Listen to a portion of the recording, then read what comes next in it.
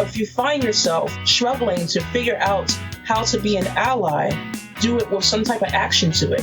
Be okay with actually being receptive if someone corrects you. Do not take it as a personal attack. Understand that we all have our biases and it's not going to be clean. This is Running for Real, the podcast for runners who know that for every runner's high, there are just as many lows. All those just missed PRs, easy runs that feel hard, injury blues, and more.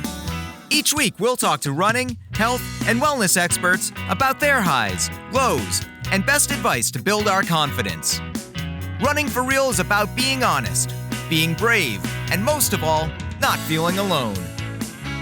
And now here's our host, Tina Muir. Hello, my friends. Welcome to episode 208 of the Running for Real podcast. Thank you for being here. If this is your first time of listening, welcome. I am excited to have you. My name is Tina Muir. I am a mother of two. I am a founder, and obviously I am a podcaster. If you have not met me before, I look forward to hopefully connecting in the future. It feels a bit weird introducing myself in this way, but I haven't done it in a while. So any new people here today, welcome. I look forward to getting to know you. So last week we had a pretty hard-hitting episode with Dr. Margaret Klein-Solomon, who we focused on climate change. That episode was not about running at all, but I feel it was one of the most important episodes I've ever done in my life, maybe the most important. And if you missed it, please go back and listen to it. I know you think climate emergency, I just can't deal with it right now. I've got too much going on in my brain, but I promise you this episode is going to help you kind of come to terms with the way that you are feeling and that fear that you have inside, that sadness, that angst, that grief of not wanting to confront this future that we're scared of for our next generations. If you haven't already listened to it, go back and listen to that episode. We also had on Monday our first episode of the Eco Challenge series with Nathan Fave and Sophie Hart. That was just a great episode to kick off the series, and every Monday for the next 7 weeks we are going to be having Eco Challenge series bonus episodes. And now today I am excited to introduce you to someone who I really look up to and admire, who for what she has done, for her speaking up, for speaking her truth even when people can be quite critical and quite mean to her. And I don't say that lightly. It is something that she has had to deal with a lot, and we talk about it a little bit today, but she also has managed to continue to keep fighting forward and to keep standing up for what she believes in, especially because my guest today falls into many groups that are minority groups and just groups that are stereotyped and stigmatized, and I really admire the way that she speaks out about that. So we are going to talk about that today. We're also going to talk about just doing the best you can for where you're at, which speaks to all of us right now. There is so much fatigue mentally with feeling like we've been hit with thing after thing after thing this year. This year has been tough for everyone, and I think it is good that we are able to just focus on giving the best that we can to the situation that we are in right now. I am looking forward to hearing what you think of this episode with Latoya, and I just want to introduce you to one of our sponsors, and then we will be right to the episode with Latoya, Shauntay, Snell. Thank you to Generation You Can for encouraging me to go ahead with this Eco Challenge series, for supporting me, for supporting you. And I can't think of a better sponsor for these Eco Challenge series than Generation You Can.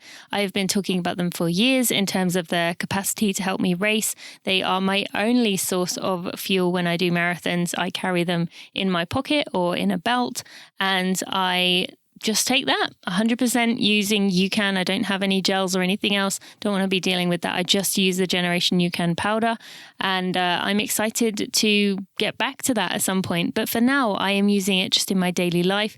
I, without fail, have a Generation UCAN product every single day. Either one of their bars. I like the almond butter chocolate. I also like the peanut butter chocolate bars. Those are my favorite ones.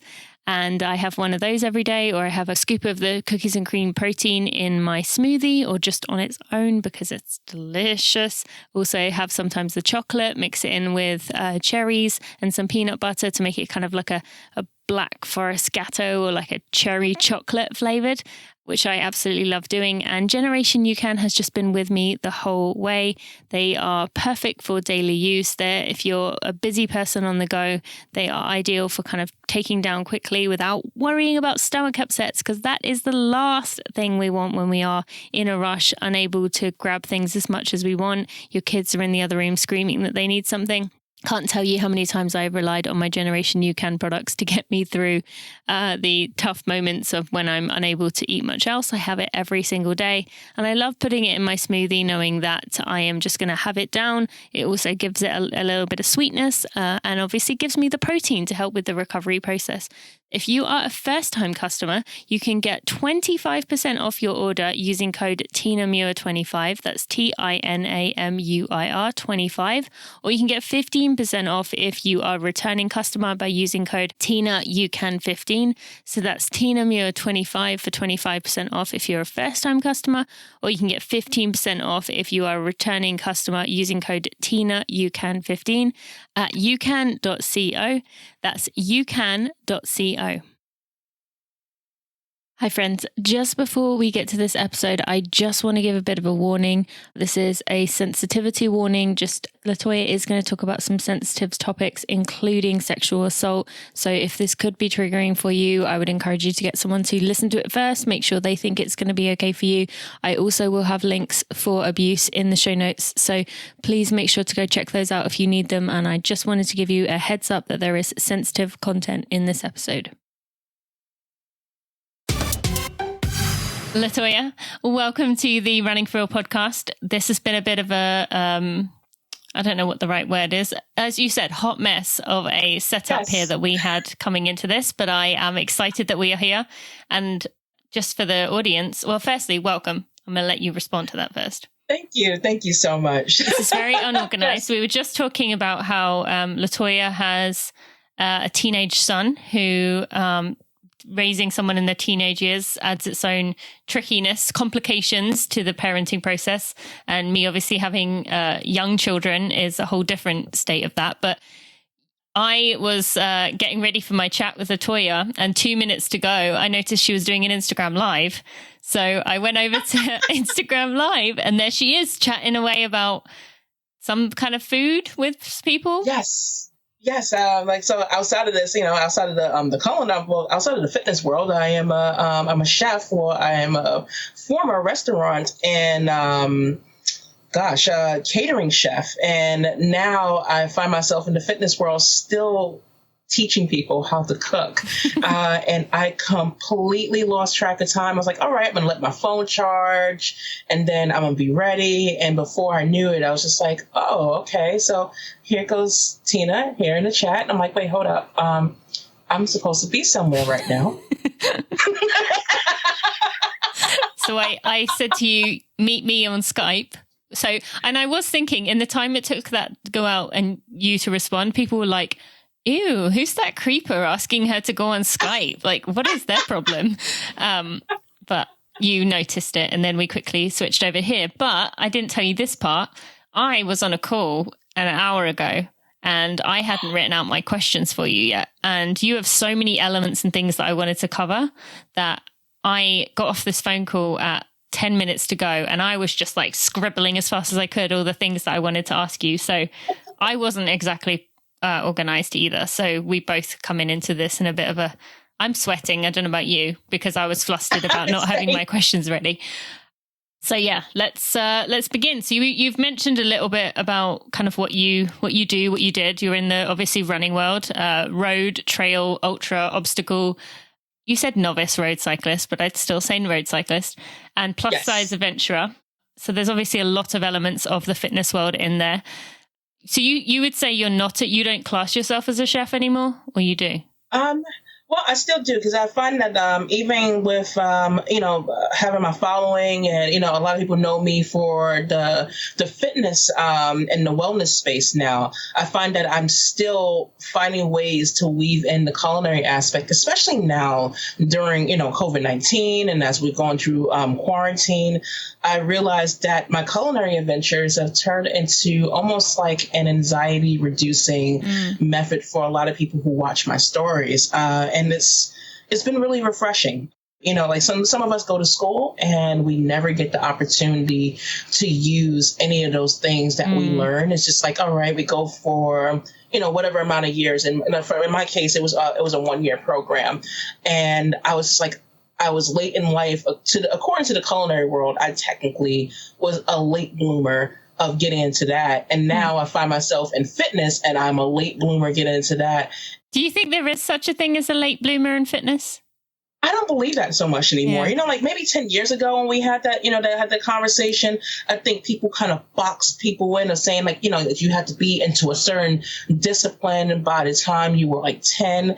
And now we hear all these stories and there's a demand for people to not fit into this perfect box of having the background of being a runner or a cyclist, or I was a ballerina at the age of 3. Now you're hearing more of these stories that's blossoming, in the last decade. A lot of stories is blossoming where we're being celebrated for starting later on in life. And, and I think that's a great message because it's very easy to get lost when it comes down to talking about fitness or any particular genre as we get older. It's like the demand is instantly boxed in from the moment that you're in your, like after you get out of high school, or I would say like after you pass your teen years, like that 20 to 30 is that prime window time for almost everything. And then everybody else just kind of forget you after 40.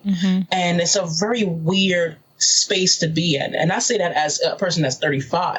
It's a very weird space to be in where people all instantly tell you the things that you're not supposed to do, or, well, it's too late for you, so you don't have a place here. And now the language has changed so much that you can hear people say, I'm just beginning my life at 50. I'm just beginning my life at 60. There's power lifters out there that's 70, 80 years old. And that gives me hope that I'm just beginning my life right now, and who knows what's in the future. I love that. And actually, I have a personal aspect to that in that my mum at 63 years old has just started running. My mother, and I've been running since I was 14. I'm 32. And I just got her to start age 63. So, and I love the fact that, now she sees that she isn't the only person out there, that this isn't like she's too old. So I am personally loving the fact that things are changing and the approach is changing. And that is just so good.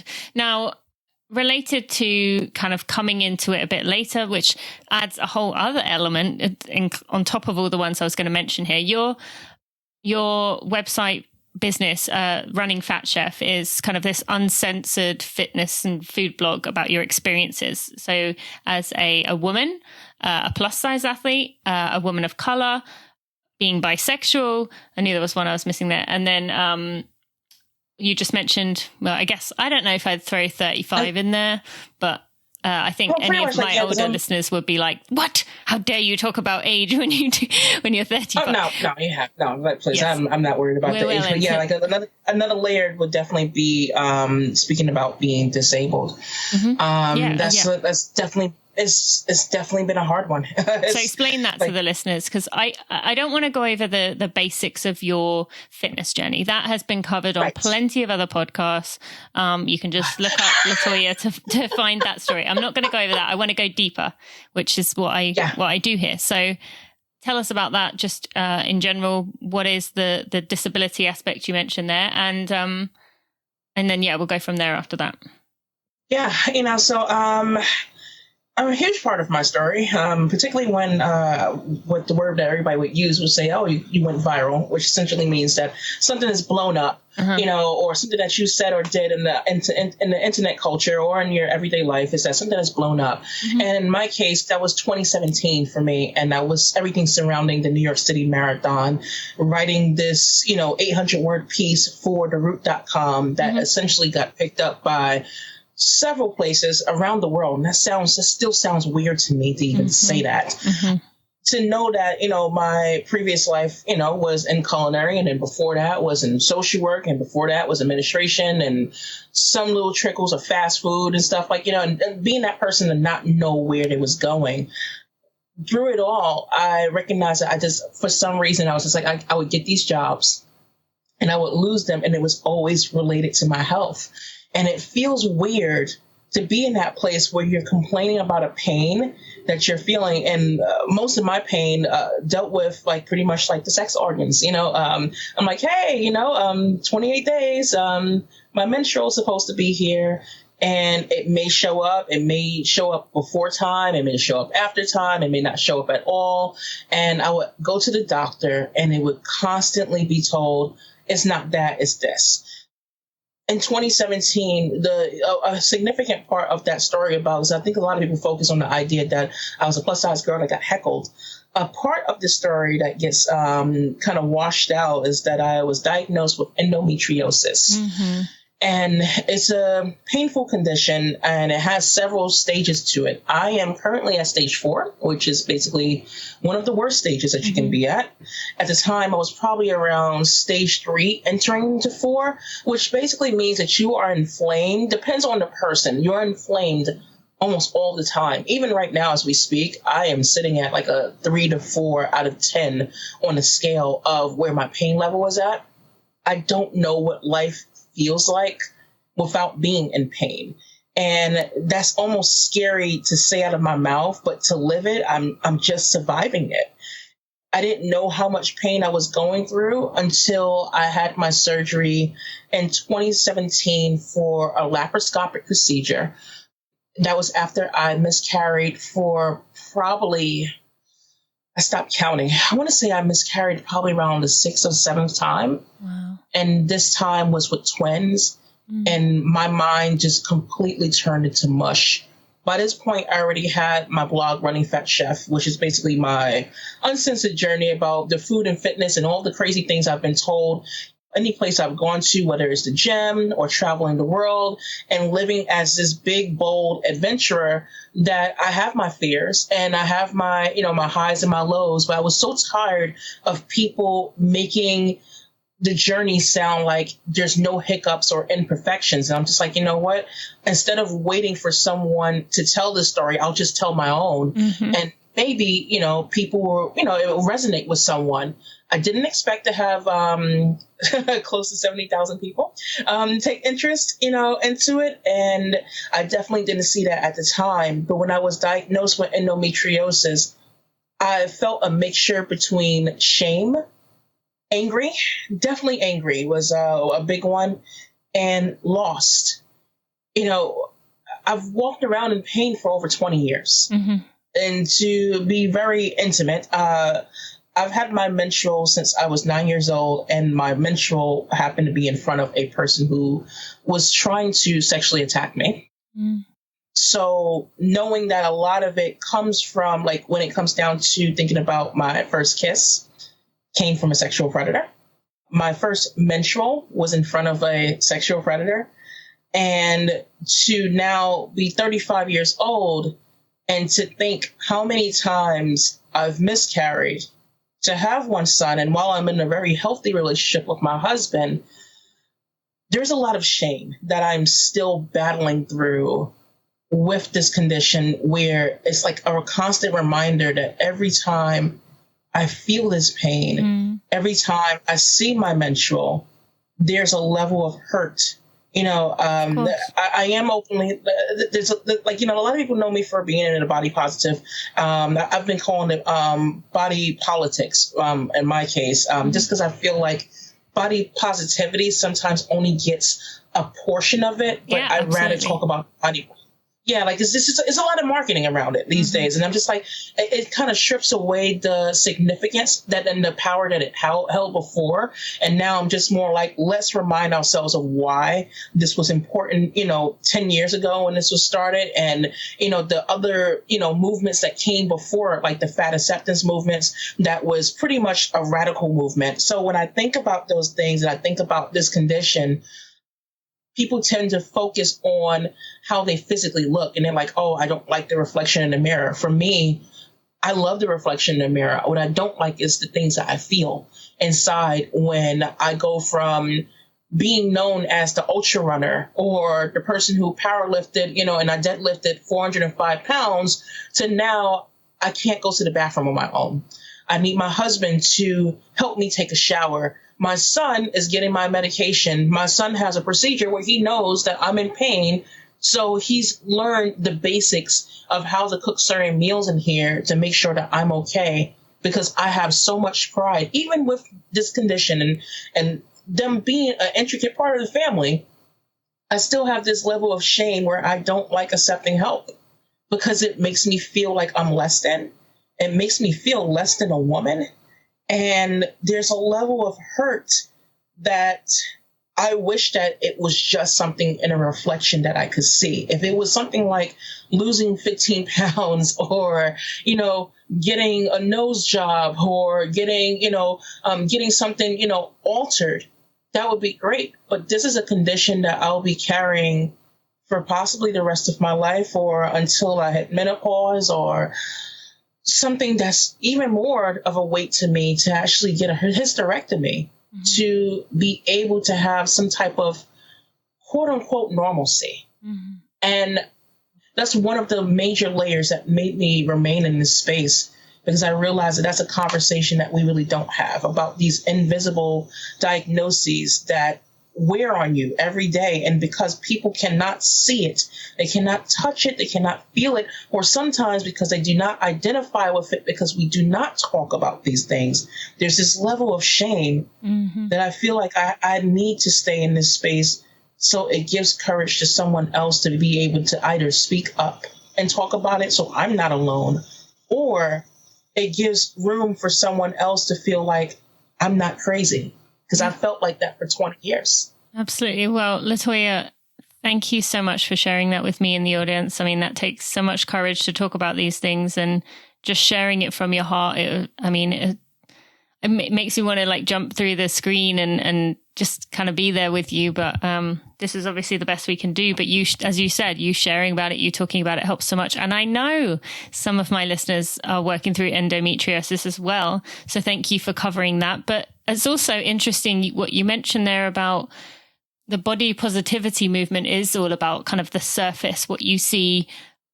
As you said, the marketing side of it, the way it's been kind of almost weaponized to kind of sell products. But as you said, there's internal things, and I would imagine everyone listening at some point has had something internally where their body has not functioned well for some reason, and felt that shame. And as you said, you can't change anything about it. I mean, I experienced that to some extent when I had my amenorrhea. And my husband has arthritis in his back. I can tell he feels that same kind of thing. There's nothing much he can do about it. But thank you for speaking out about that, because I think that is a good example. And I bet there's so many people listening who just felt a huge wave of relief hearing you say that, hearing you vocalize the things that they have been feeling towards their body as well. So thank you for speaking out about that. And is there anything you would tell someone listening, other than to be brave and maybe share about what they're going through to help others, that they can do in their own lives to kind of create this community and reduce the kind of hush-hush culture that we live in of don't talk about these things? I believe that we need to destigmatize the idea that we always have to be positive about these things. I think that there's the term that people like to use is toxic positivity, which is the reason why I've kind of talked about it from a body politics kind of method versus body positivity. Sometimes we get people who sometimes they don't know, but I would say that others who are not going through the things that we are going through, it's not that they're terrible people. It's just that people sometimes have this hero complex where they want to save us in a situation. And in any situations, we are the ones who are going through this alone. And no two people are going to go through that pain exactly alike. And there are the mental struggles that come with it. Your feelings are very valid. Your feelings are very valid. So that means that if you are going through a day where it feels like everything is crumbling apart, let it crumble apart for a couple of minutes. If it has to crumble apart for a couple of hours, acknowledge it. I think the more that we dismiss these things, the more that they keep coming up. And the only way that we can actually battle these things is sometimes we have to take the path that's designed in front of us versus us trying to look for the shortcut or a way around it, because instead we're creating longer routes to our recovery. So when you feel that pain, when you feel that frustration, you feel that anger, go through it, experience it, but always question what is coming up when you're thinking about these things. If it means that you write it down, like I am surrounded by a computer table with nothing but sticky notes where I have various notes that remind myself that I am worthy, I am powerful, but it's not just in the things that I can do, but it's in my mind. It's the way that I'm able to articulate myself, the way I'm able to connect to people. And those are the things that I hold on to. But I also have a notebook that I dedicate towards my pain. It's this the area where I put in all of my scribes of, I don't feel beautiful today. I don't feel powerful today. And with that, I almost create this tree where I ask myself, is this the only thing that I'm going to hold on to? Is there any way that I can work through this? If this is going to be my reality, then how can I find a way to cope through it? So instead of us ignoring it the way that society has asked us to, or at times asked us to almost silence the things that are very real that actually exist, I dare you to question it. I dare you to actually press against it and say, how can I change around this situation? It's not going to happen overnight. It may require for you to actually recruit outside help. I personally have a therapist just because, it's very hard to sometimes even express these things to friends. Sometimes I do need that outside support where someone can just literally hear me express that I am just so over feeling this way day in, day out. And I'm expected, especially with being in the public eye, I'm expected to smile and always give the best and polished answers. And the reality of it is that I want to have a day where I can just say, hey, listen, I'm not okay. And not feel like the internet is going to respond back to me and say, oh, but look at all the things you have. No, let me just have a moment, because that is a human experience too. Yes, thank you. That is, that's kind of the crux of what's going on, isn't it? That we live in a fix-it culture where we can't, and the whole kind of the conversations that are going on around, dismantling systemic racism, it is uncomfortable. And the amount of people who have come up to me and said, I've read the books, I've watched these videos, but what do I do? What do I do? And I'm like, it's not a quick fix. You can't do these three things and it goes away. It is uncomfortable. Everything right now, we're definitely going through a very heavy, a very intense time. And is that piling on? Obviously you've got that to deal with. You've got being a Black woman. You've got being bisexual as an element of this. Do you feel exhausted from having to kind of justify yourself, to kind of fight for yourself all the time with this time? Absolutely. Absolutely. More than ever. I remember just the idea of my website being called Running Fat Chef was something I had to debate every 5 minutes. I created that website August 17, 2016. Don't ask me why I remember dates like this, but I'm kind of a fanatic about numbers. So I remember creating that website and my mom was just like, whoa, out of all things, why would you include the word fat? And I'm just like, you know what? I'm tired of people whispering this word behind my back. And it's really just a descriptor. For the most part, I feel like, when you look at somebody, people instantly kind of they create this narrative of what they think you are before you ever open your mouth, before you ever give them anything. And now we are living in a time where we can't ignore how labels or stereotypes or a visual can give you an entire narrative that may or may not be true. And that's not an exception to the rule when we talk about race, when we talk about, sexual identity, when we talk about the things that we're going through. We're essentially going through a pandemic within a pandemic within a pandemic, if that makes any type of sense. where I thought COVID-19 was already bad enough, where I was just like, okay, our lives that we knew it is coming to a halt, and now we're taking on this new reality. And now we are dealing with a time, a day and age and a time where people are now seeing the hurts and the hardships that, Black people like myself have gone through their entire, lives. I feel terrible as a parent having to, some people say the talk would be talking to their children about, sex. That talk for me was when my son was 6 years old.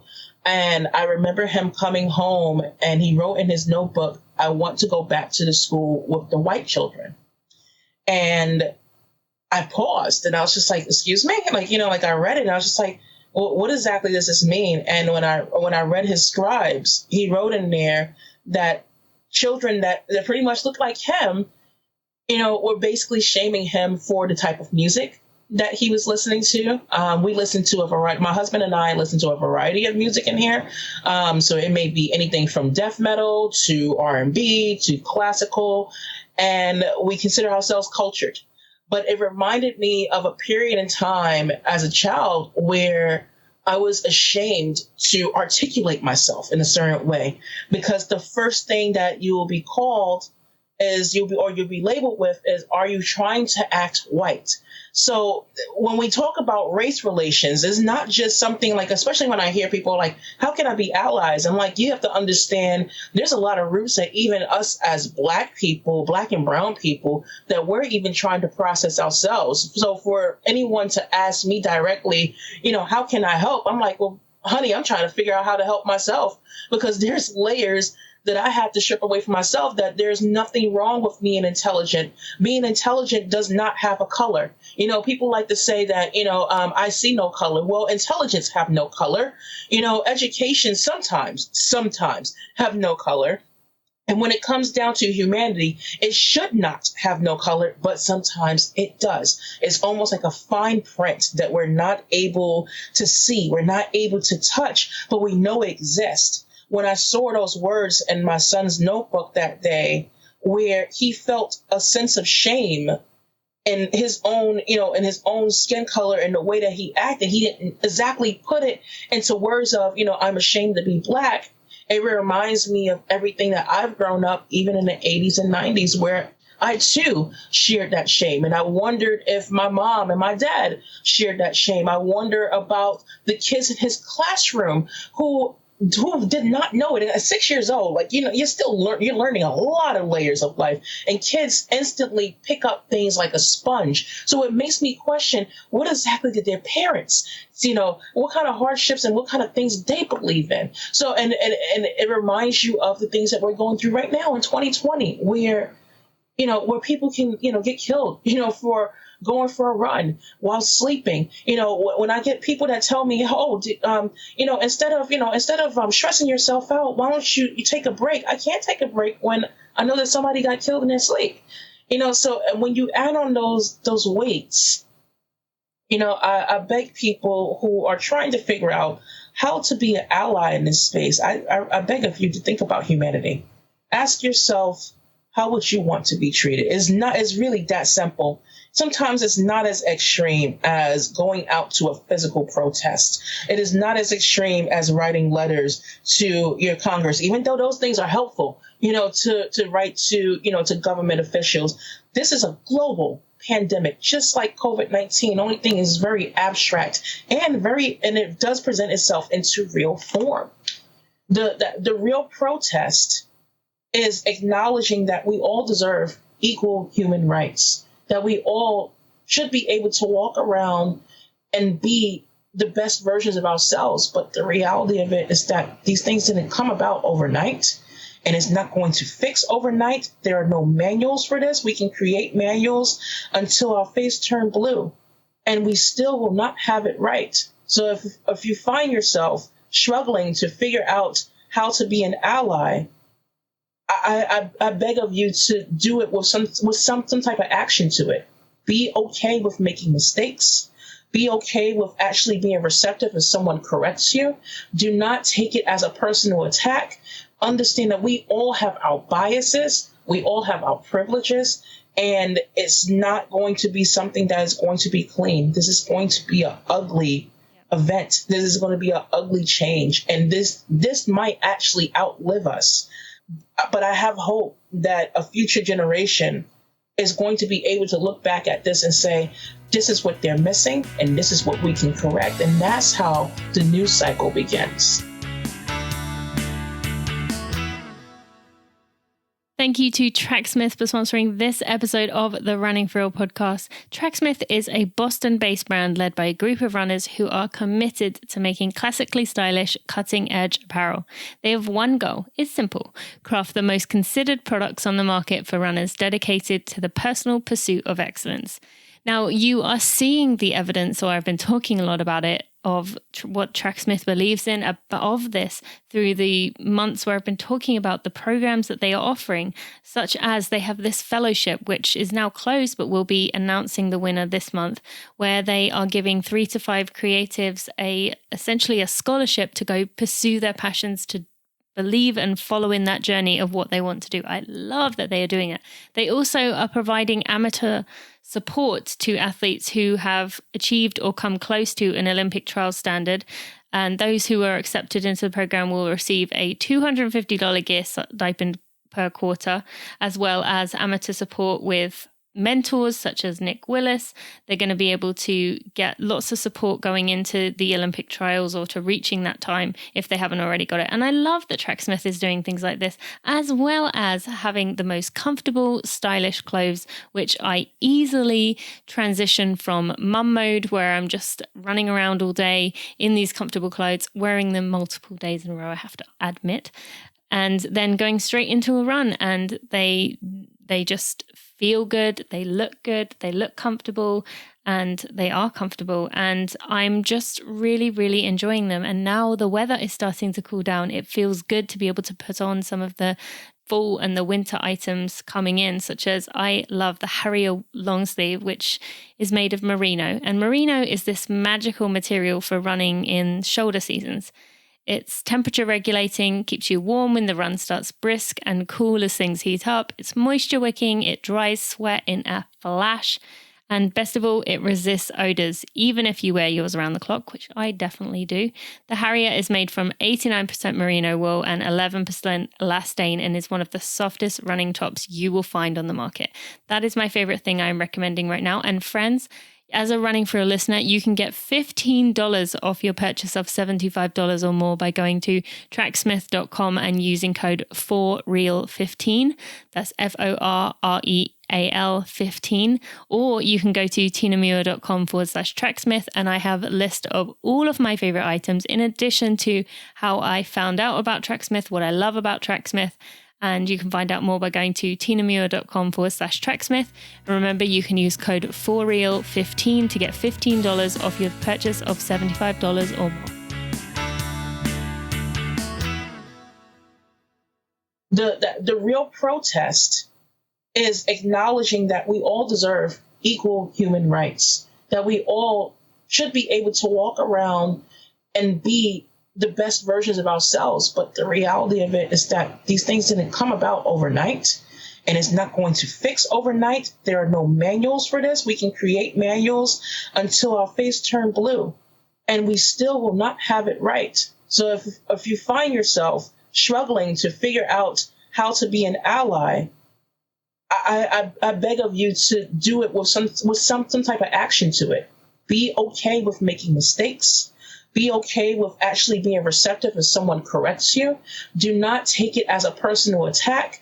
Understand that we all have our biases. We all have our privileges. And it's not going to be something that is going to be clean. This is going to be an ugly event. This is going to be an ugly change. And this might actually outlive us. But I have hope that a future generation is going to be able to look back at this and say, this is what they're missing, and this is what we can correct. And that's how the news cycle begins. So it's definitely been a weight. It's definitely been a burden. And I've been more than, I wish there was a better word than exhaustion, because that's where I've been. And sometimes I just don't know how to describe it. Well, thank you for sharing that, because I wasn't actually going to dig too much into this because I see that kind of tiredness in so many people of kind of saying the same thing over and over, of having to explain it to people like me or other white people who want to learn, but at the same time, this isn't the first time you or anyone else has explained this. So I wasn't going to cover that too much. So thank you for covering that. And I will encourage any listeners who are open to learning more, and you should be, to want to learn more. Go back to my episodes with Aaron and Joshua Potts. Go back to the Knox Robinson. Go back to Alex Will and Takia McClendon. All of those we'll cover this in some more detail as well. But thank you for opening up your heart there and kind of, talking to us about that, because, the more we can kind of keep having these conversations, the more little by little we'll get people to continue talking. And you mentioned there about the humanity aspect. That's something I've had to keep reminding myself of lately, is that we are in this time right now where it's very easy, whichever kind of, I hate to say it, but side you fall on, because it has become so divided. Yes. We have lost that humanity touch, like remembering that every single person has almost every single person has a mother who loves them or has someone who loves them and cares about them. We all have, we all struggle with fears. We all struggle with anxiety at times with certain things. We all have a family or someone that we want to protect and care about, but we have to remember that so does everyone else. So does the person on the other side of you. They have a family. They have people who love them. And that humanity aspect is what we've lost right now. And, I just hope we can keep reminding ourselves of that, because without that, we're just going to keep getting further and further away from kind of where we want to be with this just polar opposite of thinking. So speaking, you mentioned your son there, teenage son. Obviously those with teenage children are going to resonate with the fact that it's a lot of complicated things you have to work through, a lot of lessons, a lot of more difficult arguments than what I'm going through of I want the blue cup, not the red cup. But with your son in particular, you being a woman and having a son, what are you teaching him about growing up in this world, about how to treat women, about how, again, we won't go too much into the racism of, I'm sure you've had to have those conversations with him about being, taking care of himself and keeping himself in as safe of a position as he can. But what about when it comes to the female aspect of, you being a strong, independent woman? What are you teaching him in regards to that? I've been teaching him to a lead by example approach versus the do as I say, not as I do approach that my parents kind of taught me. I love my parents dearly, but what parents do is that sometimes we reveal the mistakes that we're going to make because we're not going to be perfect. And I keep that in mind with raising my son, that there's going to be something or some aspect where I'm going to fail him. That is the hardest part of being a parent, is realizing that there will be a day that you will disappoint your children or something will not go the way that you planned it to be. And that's where I remind myself to, one, have grace. And two, if I ever catch myself making that mistake with my son, to admit it, that the most powerful thing that I can teach my son is to be okay with admitting my wrongs. And I think that that's super important for young men to actually understand, to acknowledge, because it helps them to treat women with respect, to treat people who may not even identify as women, people who are non-binary, to be treated with equal respect. Sometimes we are raising our sons to be adults before it's time for them to be adults. We tell them things like man up. Boys don't cry. These are really toxic, primitive things. And I get it, that from an older generation, that the reason why that generations before us raised their children this way is because it's all we knew. And two, it was a method of survival. But I want to teach my son to not to just survive. I want him to live, and I want him to thrive by treating others with respect and acknowledging that there is, a level of privilege that he has, that as a male, as a person who identifies as a male, there are certain things that may be afforded to him that maybe his female counterparts would not be offered or extended. So there are times where, I guess John Lewis would say, good trouble. I would definitely say that my son is definitely good trouble. I remember at times where my son spoke up just a little bit too loud, where he got himself in trouble, where he's got in a couple of kids' faces, particularly his male classmates, was like, you do not talk to women that way, and you should treat them with respect. I call him a better feminist than I ever will be.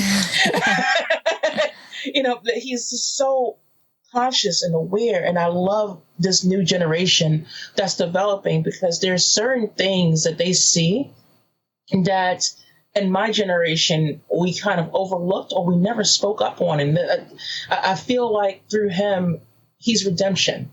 Mm-hmm. He's redemption for all the things that I've made us stay silent on, mm-hmm. or maybe even male counterparts stay silent on. That's where I can actually point out those things and say, hey, listen, by leading by example, I can actually show you the things that I've done wrong, or the things that other people have done wrong. And this is where you can actually make those improvements in your life. So that means acknowledging that sometimes people identify with things that's completely different from you. And you may not be in agreement, but you should hear them out. It is almost like the rules of, having a debate, so mm-hmm. Be open, be receptive, be open and welcoming to hearing different points that may not align with you. When a woman speaks, give her the opportunity to be able to articulate herself without interruption. Mm. That's a huge one in this household, where sometimes as women, we have a man, the term mansplaining comes up a lot, where a man will try to interpret what they think a woman is feeling. And instead, I ask my son to just listen and acknowledge it for what it is. And if you ever are at a place where you do not understand what a woman is trying to convey or get across, you ask, never assume. Mm-hmm. That happens so much. And he sees through my own experiences where I deal with harassment, where he's walked in the street with me, because now he's older and he's 13 and his voice is really deep, even though he looks like a baby. But there are times where, guys will see us, they'll see, my son and I walking alongside, and he recognizes the toxicity. And he'll remind me, and he's like, Mom, I would never do that. And I'm like, I hope you do. I was like, because views change, as we get older, and we are going to make those mistakes and, do silly things. And I try to keep that in mind with raising a teenager. It is mm-hmm. very easy for us as parents to become overgrown hypocrites, where we forget that we made those mistakes too. So you have to have a little bit of room for growth for your children. To remember that at one point you were 13 too, that you were 15 too, that you were 16, and you made impulsive decisions because it felt right, or you just wanted that rush or that urge of having that thing that you want nearby. So I give my son that room to learn, to make mistakes, to fall and fail forward. Mm-hmm. Because if I hold on to him like a helicopter mom, like the way that I want to at times, especially with my son, he has a disability himself. He's type 1 diabetic. And as much as I want to be that person to always have that shield around him, I realize that he will never grow if mom is always willing to be, mm-hmm. be his protector, and so much that I become a barrier to his own personal growth. So I have to let him do the things that we might view as stupid. I have to let him make the mistakes that maybe even I've made, before. But I also welcome having those conversations that I remember growing up with. Like, some of my male classmates had no idea about menstruals. My husband was super mature. When I met him in high school, I was about 15 when I met him, and he was 16. And I remember coming over his house. Unfortunately, I was cutting school. Mm-hmm. Don't follow this if it's listening. I was cutting school, and my menstrual came. And instead of him reacting the way that I expected him to, he was like, do you want a pad or do you want a tampon? Wow. And that one statement changed the way. It almost gave me hope for men, where I was just like, he understands. And, he didn't freak out by it. He literally cleaned the area that I had bled through. Like, I bled through his sofa. And I was like, oh my God, his mom is going to see it. She, I'm so embarrassed. And he's just like, well, do you have a sweater you can wrap around? Like, he understood all those things. So now I weave those things into my conversations of the unofficial talk of, yeah, we can talk about the birds and the bees, but let's also talk about, some people menstruate, and sometimes they may not, have the presentation or were born with certain things, or they don't identify by a certain sexual, identity. Mm-hmm. So that's the way that I feel like those small things, those small conversations are going to be things that those will be the seeds for him to be a great adult. And also to believe in himself, right? Because then he's going to learn that he can be free to be himself if he's kind towards other people too. Absolutely. Like, I love that he's not afraid to cry. He's not afraid to express himself. And I get really disheartened when I have, some of my adult buddies who are just like, you're going to raise him to be soft. And I'm like, define soft. I'm like, if soft means that he's going to be in touch with his feelings, if soft means that he'll be able to respect that there are certain things that's afforded to him that others are not being afforded to, then you know what? I want him to be the softest teddy bear I can ever find. Our Black-owned business of the week that I want to highlight is Solarsister.org. I recently donated to this because I believe so passionately in what they are doing. This is one that I found on my own, and I just love that this is happening right now. So Solarsister.org invests in women's clean energy businesses in off-grid communities in Africa. They put clean power in the hands of the people. They recruit, train, and support women entrepreneurs to build business and bring clean energy to their communities. They've reached 1.8 million people across Africa with solar energy and clean cook stoves, and they kickstarted over 5,000 clean energy entrepreneurs. Obviously, this work matters because a lack of access to power, I should say, locks people into poverty, and it affects all areas of life. And you can be a part of this and change this. So you can join their women-led movement, invest in a brighter future, give today, and power the future. It's a really good opportunity for you to support people who are trying to make a name for themselves, trying to do something to help their families, help their community. And I'm just really excited about what Solarsister.org are doing. So go to Solarsister.org. That's Solarsister.org to go find out more. I love that he's not afraid to cry. He's not afraid to express himself. And I get really disheartened when I have, some of my adult buddies who are just like, you're going to raise him to be soft. And I'm like, define soft. I'm like, if soft means that he's going to be in touch with his feelings, if soft means that he'll be able to respect that there are certain things that's afforded to him that others are not being afforded to, then you know what? I want him to be the softest teddy bear I can ever find. Mm-hmm.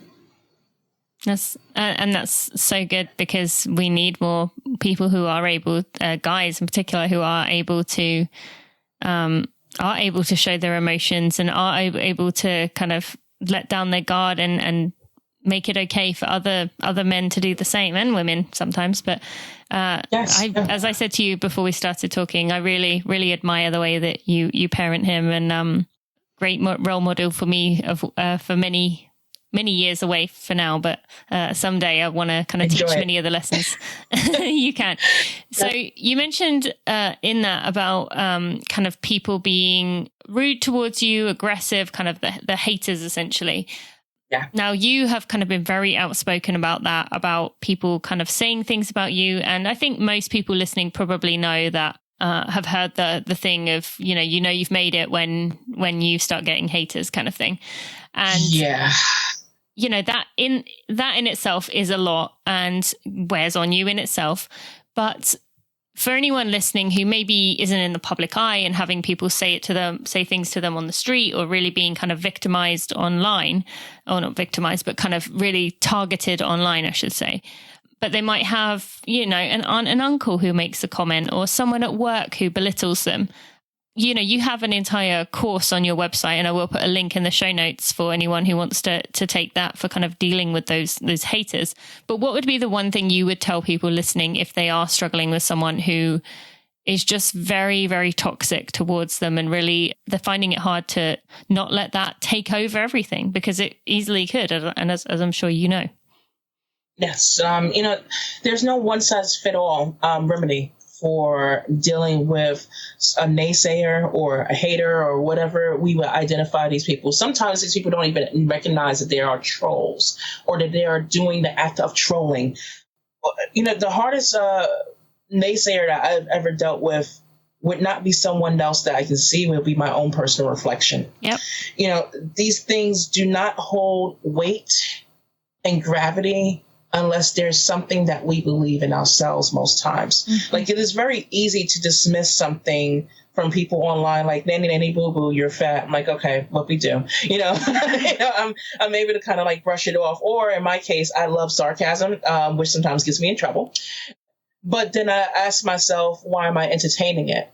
You know, and to some degree, it's just more like maybe I'm defending something that I've been conditioned to defend before, because there's a level of toxicity that's been applied to a word or a statement, or a level of fed up that I've reached. And that's definitely like been my thing these days, where I've reached a level of being fed up of watching people be victimized, targeted, be denied certain liberties and certain, you know, basic humanities towards them just because they look a certain way, sound a certain way, or share or don't share a certain viewpoint.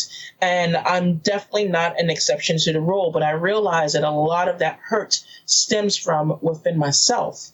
That hurt has a history, it has a backstory that other people online or in my everyday life are not able to see. So when someone says something like poking at a particular part of my body, like the favorite one would be, you know, well, she's doing push-ups and doing all these workouts, but she hasn't lost any weight. Yes, I'm proudly 255 pounds and I'm 5'3.5" because short lives matter. So I'll always throw in that half. But when I say that weight, I didn't have that sense of pride, you know, even 3 or 4 years ago. It took for me to do a lot of soul searching within myself to ask myself, when's the first time I've ever looked at being plus size as a negative thing? And it really didn't stem from someone online. It stemmed from commentary that I received as a kid, not being able to, one, see yourself represented in a serious manner. When I saw plus size people represented, especially when it came down to plus size people of color, it was always the comic relief. It was the person that could never get a date. They were the person that was part of a punchline. They were always made fun of for someone else, the smaller frame character, to have a win while this person is kind of left in the darkness. And when you see some of those things, or the lack of seeing a positive version of yourself, you start to, you know, associate that with negativity. You start to think, maybe I'm not allowed to take up space or a place in a room. Maybe I'm not supposed to be in this position. Maybe I'm not deserving, which takes you down this rabbit hole of, you know, imposter syndrome. It takes you down this rabbit hole of maybe I deserve the abuse. And when you do speak out on it, sometimes you'll be in the wrong place at the wrong time, and even in a virtual environment where you're just targeted by a bunch of like-minded people who just don't like, you know, a certain characteristic or your viewpoint, and they essentially take on this mob mentality, like this canceling culture that people love jumping on, which I think that, and I'll admit that at one point I actually participated in. You know, when people harass me, I would harass them back. I was just like, okay, how much of a bigger troll can I be? So you poked at my weight, let's talk about your mom. You know, and it's like, you know, you go back and forth with that. And it's funny for 5 minutes. It's entertaining for 5 minutes. And you create your own toxic environment, and you realize nobody's ever healed from the situation. You know, so when you do encounter those things, I beg of you to, one, evaluate different ways to deal with different people. So it may mean that in one instance, it may be like, you know what, be direct and say, no, I don't appreciate this comment. And if that person laughs and scoff off, ask yourself, is your next move going to be to further press it? Does it mean that you remove yourself physically from that space and that environment because it's toxic towards you? Or do you actually say, hey, you know what? This is a time of reflection, and you create your own tribe. And these are things that I've explored in my everyday life, especially when I can physically touch and see that person, because it hits differently when it's online. Online is as quick as a block button, is as quick as removing that person. Sometimes there's exceptions to the rule where people are just so persistent, where they will actually follow and harass and antagonize you. And I beg of you, if you ever find yourself in that situation, to one, don't allow that person to gaslight you. Don't let them make you feel like they are valid because they are screaming loud. Their audience is probably not that large as they make it out to be. They're probably covering it up their own insecurities. Sometimes we speak to people the way that we speak to our reflections.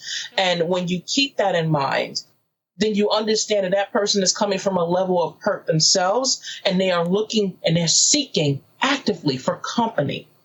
But it's not going to feel that way when it's happening. When you're living through it, you're not thinking of the quickest comeback. You may not be thinking of, well, that person is probably hurting too. It is not even a moment. You're not even entitled to actually be empathetic to that person. What you do have to tap into is that level of self-preservation when you ask yourself, is any of this valid? Is any of this holding any weight? And if you do find any type of truth into it, ask yourself, why is it valid? Is it something that I need to work on? Is it something that I pushed off? Is it really something that is my personal problem? And most times it's not. Most times it's not you. It's them. But it requires practice. It requires practice to honor your voice, to honor your voice when it comes down to, you don't have to entertain every idiot on the internet. You don't have to entertain every terrible person in your everyday life. Or it may mean this is the day that we need to speak up, because we, especially I know as a plus size woman, and dare I say in this time and age of speaking about BIPOC issues, as a Black woman, I am so accustomed to being gaslit as the angry Black woman that I've learned how to silence myself in certain situations where I'm scared to speak up about basic things like equal pay, of, hey, this doesn't feel right. Why is this happening? But this is happening over here, and I'm worried about what happens, what about all these what if scenarios. Instead of exploring the what if scenarios, explore the things that are presented in front of you. This person says something about you. What would make you feel good right now? What will make you feel good 10 minutes from now? What will make you feel good a year from now? What are the long-term effects of this? What are the consequences of these things? Remind yourself that even when it's happening at that moment, take a minute to breathe, especially when it's behind a keyboard, because there's certain things you just cannot take back. And I had to learn that the hard way. So if there's anything that I can actually share with anyone, when it happens virtually, take a minute to breathe. You do not have to be bullied or pressured to respond to everything. You do not, when it comes down to weight relations, you do not have to retort by telling someone, well, here's my medical chart and it's great. What if your retort is not that? Because maybe you do have an underlying condition. It does not mean that you are less than. It does not mean that you are asking for it. None of it. I don't care if that person brings on 100 people to harass you. Remember that this is just a moment.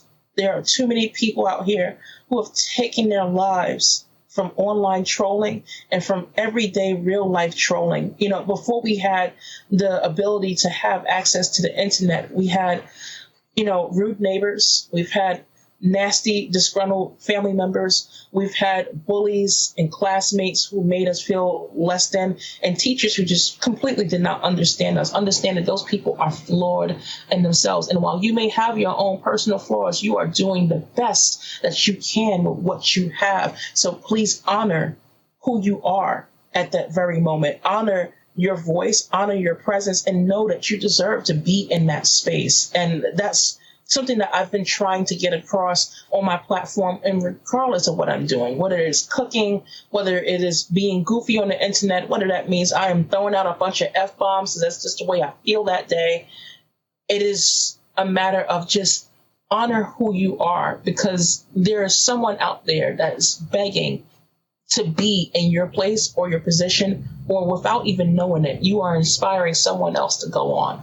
I'm glad you finished with that as well, because, thank you so much for just being so real, raw, vulnerable with everything you just shared there. I think most people listening will resonate in some way with that. But as you said towards the end there, even though it can feel like everyone is against you, or these certain people are against you, and it keeps coming up, and it can make you, question who you are. Can I speak out?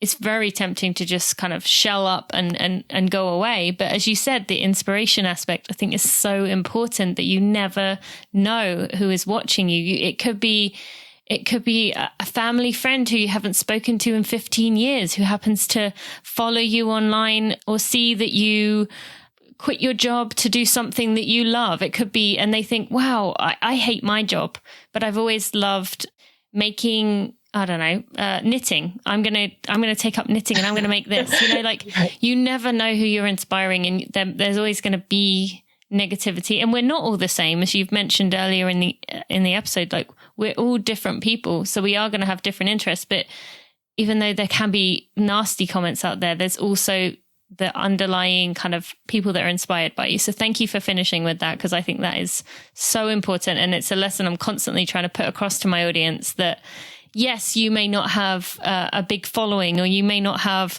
people reaching out to you all the time, but you never know. Like, I say this with the sports bra example all the time. You never know, as a woman going out in a sports bra, what other women are seeing you and thinking, wow, she's in a sports bra. I want to wear a sports bra. You never know who's driving past you at that moment. So thank you. All right. So just wrapping up here, just to go on to your running for a little bit. You started, I don't know if this is going to be kind of a shorter answer anyway. It might be, it's okay if we go over, but you're running, again, I'll encourage people to go listen to the full story of how Latoya got into running. But your running, I'm assuming, must have started as an effort to kind of lose weight, to kind of satisfy all these people that have been telling you, you need to lose weight, you need to get your health back, or whatever they said to you. Right. Was that your goal to start with, was just losing weight, or did you realize pretty early on in your running journey that, wow, this sport is pretty damn cool and it can give me so much more than weight loss? The crazy part is I started my fitness journey through an online friend. So it shows you the power of the internet. Mm-hmm. I'm going to date myself a little bit. MySpace days, 2003. I was doing open mics during this time. I've dabbled in a little bit of careers, a lot of careers, honestly. 2003, I became friends with this guy named Rob Covell, and he's really cool. We have a now 17-year friendship, and I did not physically meet him until last year. So, that's so cool. 2013. Yeah, it's amazing how the internet actually connects you to people. Mm-hmm. So in 2013, I pretty much was just like, okay, you know what? I feel terrible. I was diagnosed with another set of health issues, disc degeneration. It's like a disc degeneration in my back. I have two hernias, my L5S1, L5S2, L4 S2, I believe, is messed up. And it was like everything was like pretty much failing around this point. And I got to this place where my doctor was like, listen, you keep it up at this rate, you're going to die. And I reached rock bottom, where I was just like, I didn't even want to fight. I was just like, okay, if it happens, it happens. And typically, people, that's a wake up call for most people when they hear that. That was not the case for me. My wake up call, weirdly enough, almost all of this stimulated from strangers on the internet. So in 2013, I saw this person working out online. I was like, wow, she's really strong. I would love to do that. Turns out she was a Beachbody coach. I was like, no, I'm not with that. I have all the DVDs in the house. They're collecting dust, but what she encouraged me to do was to use my platform as a way of holding myself accountable. So it started off as a weight loss journey, and the running became a part of my life, because my friend, the same MySpace buddy of 17 years, he signed up for a half marathon. I've never ran a day in my life, unless it was the ice cream truck. And I was just like, all right, you know what? I can do this as a bucket list item. Like when I started losing weight, I hate admitting it, but it's an intricate part of my story, that I looked at weight loss as a placebo to be brave. And through that bravery, I kept saying to myself, if I do this bucket list of 25 out of 20, before 25, 30 before 30, if I do all these things, then I've accomplished something. So like one of the crazy things I said I was going to do, I was going to jump out of a perfectly good airplane. I'm going to go skydiving.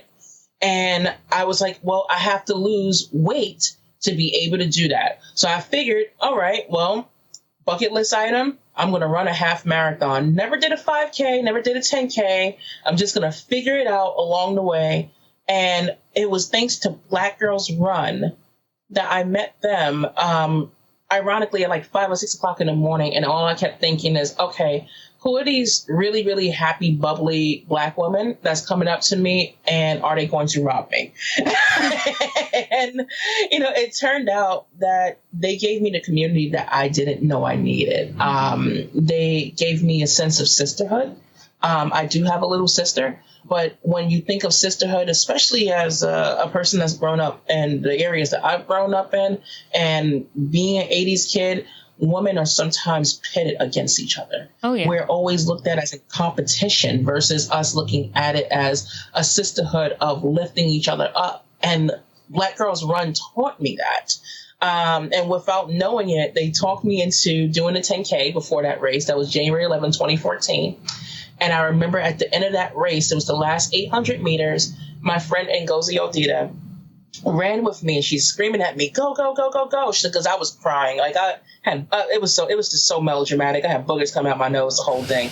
And I get there to the finish line. It was no medal for this race. And she looks at me and she's like, so when you signed up for a marathon? I'm like, I haven't even done a half marathon. I'm not doing this.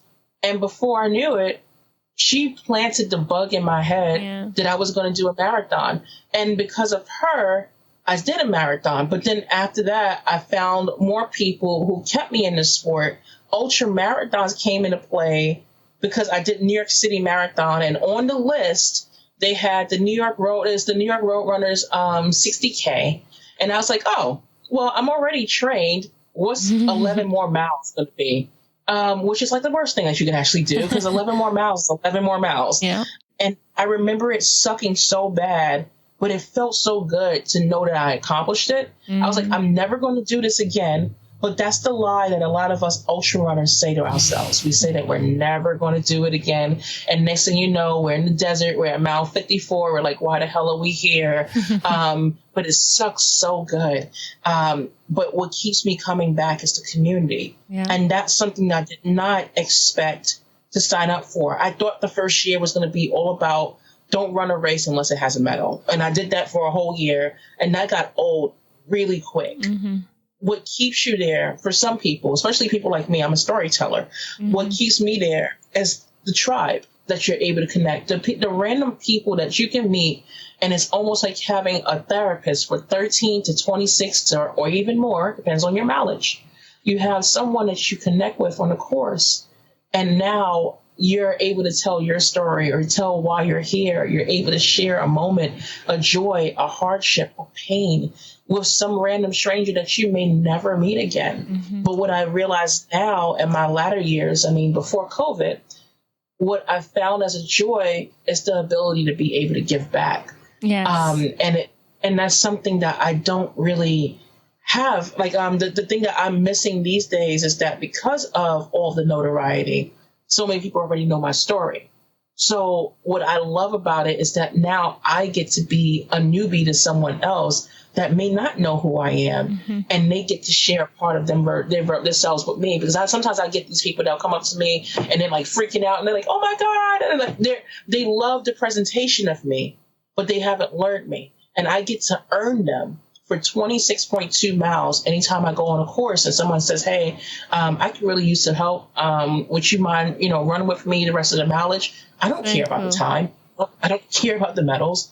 It's the experience. And so whatever you run for it. But for me, my happy pill and my happy moment and my medal is earned the moment that I can connect with somebody out on a course, whether I know them or not. I love that. I didn't know that you do that. That is so cool. That's really, really inspiring. I love that. And I'm sure some of my listeners now will be, well, if we ever get to race again, we'll be on the lookout for you to be one of those lucky people. So, if races ever get back to actually being, it's going to be different. Yes, for sure. Yes. We'll take each step as it comes, right? Just like finishing a race. For me, I can say a marathon. For you, an ultra marathon.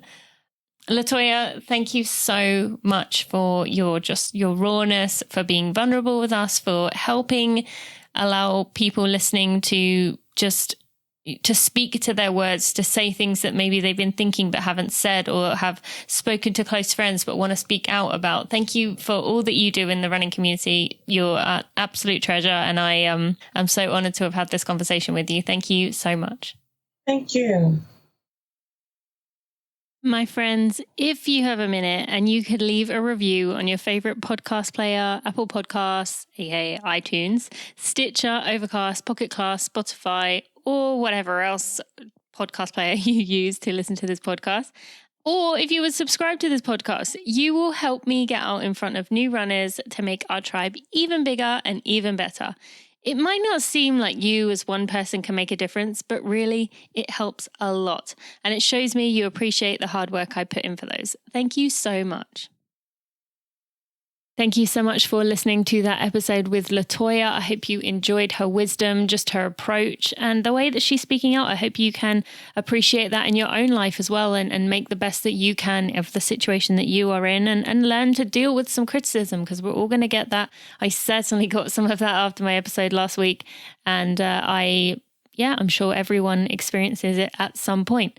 I just want to take a moment to thank our sponsors for this episode again, because without them, I don't know what I would be able to do in terms of this podcast and how would it be able to sustain me. So thank you to Generation UCAN. You can use code TinaMuir25 for 25% off your first order. That's TinaMuir25 for 25% off your first order, or TinaUCAN15 for 15% off if you are a previous customer. That's TinaUCAN15. And you can go to ucan.co to go get that for yourself. You can also check out Tracksmith. You can get $15 off your first purchase of $75 or more by using code 4REAL15. That's FORREAL 15 at tracksmithrunning.com. And I also want to just give one more shout out to Solarsister, which was our Black-owned business of the week. You can find links to those businesses as well as everything Latoya and I talked about in the show notes by going to tinamuir.com/episode 208, episode 208. Thank you so much for listening. I am excited to hear what you think of this episode, of the Nathan and Sophie episode on Monday. And then this coming Monday, we have a bonus episode, the Eco Challenge series with Corey Waltering. And then next Friday, I have an episode with Colleen Quigley. So look forward to hearing what you think. Thank you so much for tuning in. See you next Friday. Thanks for listening to the Running for Real podcast. Be sure to check out tinamuir.com for show notes and even more helpful running information.